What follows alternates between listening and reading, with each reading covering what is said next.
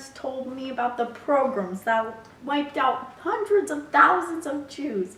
They were serfs and were tired of the oppressive autocracy. I grew up in a time of mutual disdain toward our government. Come, Eliana, it's time to work. I've got enough to worry about with our sorry excuse of a military. Russia has been forever disgraced. They say it's the first time a European power is going to lose to an Asian one. The biggest country in Europe, and we lose to an island. Not to mention the food shortages. They say a group is going to storm the Winter Palace on January 9th. What a horrible government we have. Nicholas and his family have no right to rule. Let's go. Called it Bloody Sunday. Many unarmed demonstrators were brutally murdered by the Russian troops. I would never see the three of them again. That's so sad. What happened next? Bloody Sunday marked the beginning of the Revolution of 1905. Zemestos demanded parliamentary government. The oppressed ethnic groups revolted, and peasants burned the houses of landowners. But it wasn't until a general strike did Tsar Nicholas II issue the October Manifesto. On this day, I issue the October Manifesto. This will give you ungrateful peasants civil liberties as well as marking the creation of the Duma, a legislative assembly there to serve the people. Don't worry, comrade, this won't last for long. The Revolution of 1905 was just the beginning. When we joined France and Britain in the Triple Entente, war was inevitable. Go, sportsmen! Fight for your country! For Russia! We're out-armed and we're out-trained. The Germans are defeating us left and right. The Tsar has no experience leading an army. The minute we leave our homes, we're dead. Man after man, dead. Russia were distrusted by their own government, and the Tsar was more involved in family affairs than the state of the nation. Nicholas, our dear son, what shall we do? My dear son Alexis, an heir to my throne! Tsar, Tsarina, I can cure your son. Mom, I'm not bleeding anymore. Maybe there's hope for me. The Tsarina is now under my influence, and I can spread my influence all throughout the Russian government. The government experienced both military and economic disasters as the people of Russia grew more and more irritated with the Tsarist regime. The people felt that they needed to do something. This started with the assassination of Rasputin.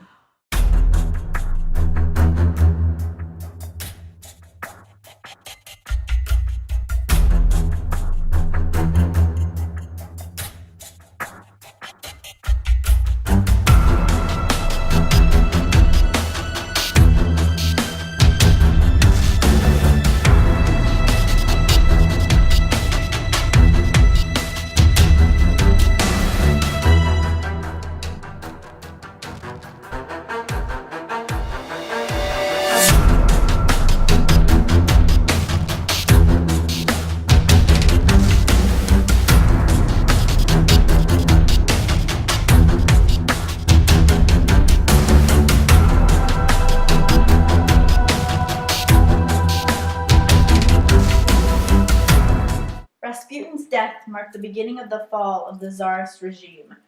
The March Revolution began. Strikes broke out all across Petrograd, and I, around 24 at this time, participated.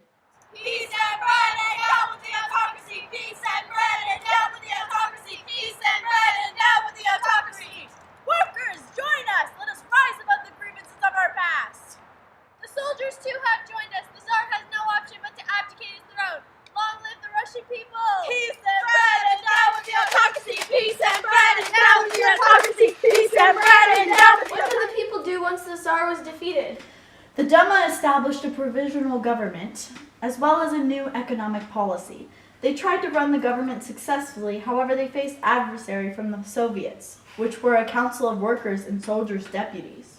That sounds disorganized. It was, and soon enough the socialists took advantage of the weaknesses of the provisional government and overthrew it. The leader of the socialist minority, the Bolsheviks, V.I. Lenin, led them through an uprising, beginning the Bolshevik Revolution. As Prime Minister, I know our government is failing. I hereby release the Bolsheviks and Lenin from prison. This is my only option as Kornilov is trying to assume power. Wow, and I thought the provisional government couldn't get any weaker. We gotta act, but to do that, I'll need Trotsky. Don't worry, comrade, I'll help you gain support for revolution! Before we knew it, the Soviet government had been established. with Lenin himself at the head. Was this good or bad for Russia? Lenin fulfilled most of his promises at first, giving us peasants nationalized land, as well as turning it over to rural land committees. But he had promised peace and an end to Russian involvement in World War I. This cost Russia a large sum of territory in the Treaty of Brest-Litovsk. Even though Russia forced Germany to fight a two-front war, fought on the winning side, and lost over 1 million men, Lenin's promise of peace was a mere mask. For civil war was brewing in Russia, and peace would not last for long.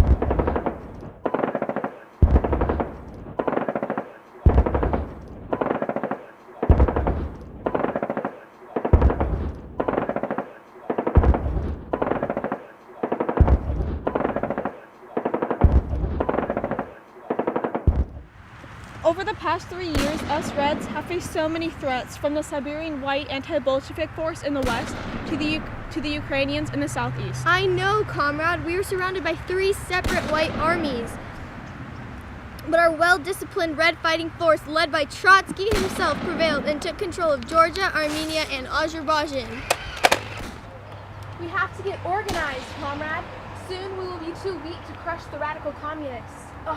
The Reds must be stopped. Their system of war communism is making sure the Red Army gets the supplies they need. They nationalized most of the banks and are requisitioned grain from the peasants.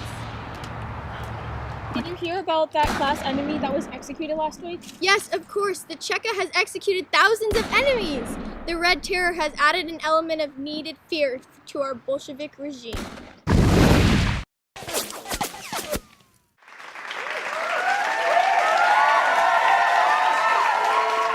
By 1921, communists controlled Russia. Although this caused mass deaths and destruction, the Bolshevik regime was now a bureaucratically centralized state that was dominated by a single party, the communists. And by 1924, Lenin had done many things for Russia, some positive, some negative. His new economic policy gave him new opportunity to the Russian economy, and he established the Union of Soviet Socialist Republics, but what we call the Soviet Union. Lenin's death on January 21st, 1924, had brought the end to a revolutionary period, but the Stalinist era was about to begin.